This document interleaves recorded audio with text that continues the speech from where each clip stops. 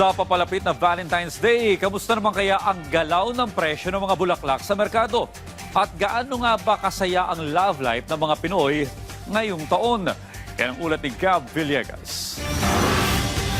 Isa si Adrian sa mga maagang namili ng bulaklak para sa kanyang girlfriend. Nag-ikot siya at nakahanap ng lily at stargazer sa halagang 180 pesos. Plano ni Adrian para sa Valentine's Day, Bibili na lang po ako ng steak sa SM, tapos magluluto na lang po kami sa bahay. Kasi sa mall po kasi madaming tao. Medyo crowded po, mahirap po pumunta, kaya magluluto na lang po kami. Si Jimwell naman, yellow mums pa lang at radus ang nabibiling bulaklak sa halagang 500 pesos na budget. Mas marami siyang napamili na bulaklak noong nakaraang taon kumpara ngayong taon. Plano naman ni Jimwell para sa kanyang misis ngayong Valentine's Day, Pailabas ko po yung misis ko. Tapos, makapagkakain po sa labas ng tapano para magkaroon po ng quality time.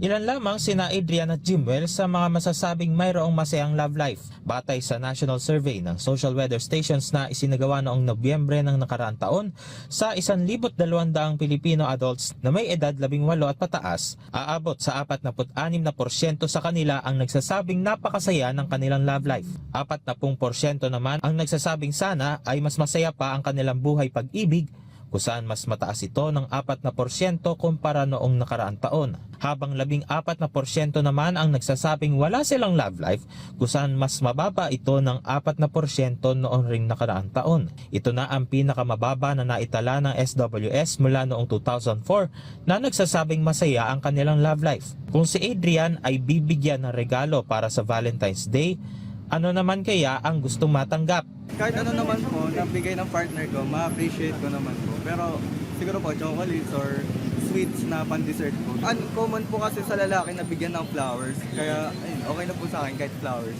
May naisip rin na hindi pang karaniwang regalo si Jimwell para sa kanyang misis ngayong Valentine's Day. Siguro po yung mga beauty products. Ayan. Si misis po kasi mahilig sa mga beauty products. Like mga hikari, mga maganda na makakatulong din po sa kanya. Nagagamit niya din po sa akin. Ayon naman sa nagtitinda ng bulaklak na si Hazel, malakas rin ang bentahan nila ngayong taon. Kung noong Miyerkules ay nasa 100 pesos ang presyo kada piraso ng sunflower at rose, sumipa na ito ngayon sa 150 pesos ang isang piraso. Ang isang bouquet ng carnation noong Miyerkules ay 350 pesos, ngayon ay nasa 500 hanggang 5,000 pesos na ang mabibili na flower arrangement. Mayroon ring mabibili na iba pang Valentine gift items tulad ng Valentine balloon na 150 pesos ang isang piraso at teddy bear na 500 pesos naman ang isa. Kamakailan lang ay pinasinayaan naman ang pagbubukas ng Dangwa Flower Park na layong magbigay ng mas organisado at accessible na espasyo para sa mga vendor at mga mamimili.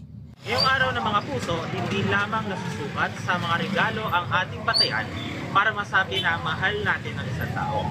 Ang tunay na sukatan ng pag-ibig ay ang pagpili natin na magmahal araw-araw, hindi lamang sa ating mga mahal sa buhay, pati rin sa ating sarili.